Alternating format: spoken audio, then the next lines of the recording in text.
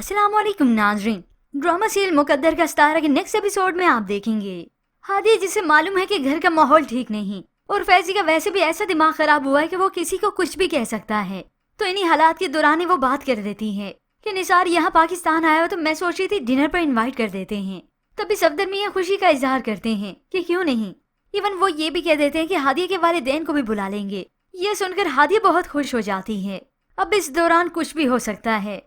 तभी तो शीना बेगम ने अपने फैजी को कह दिया कि उसे वो इग्नोर ही करे और ज्यादा बातचीत भी ना करे।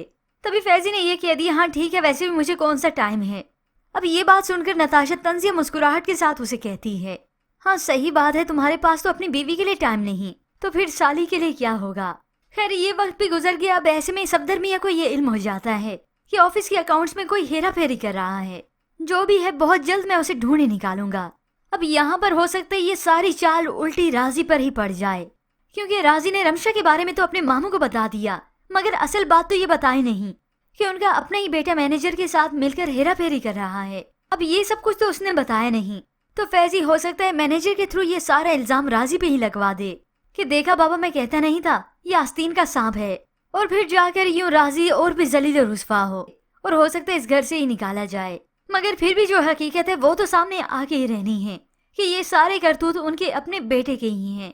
पर व्यूअर्स, आपको क्या लगता है कि ये सारा इल्जाम राजी पर लगेगा या फिर फैजी की अब हकीकत खुलने ही वाली है? इसके मुतालिक हमें अपनी कीमती राय का इजहार जरूर कीजिएगा। मजीद ड्रामा रिव्यूज के लिए आप देखते रहिए उर्दू टीवी।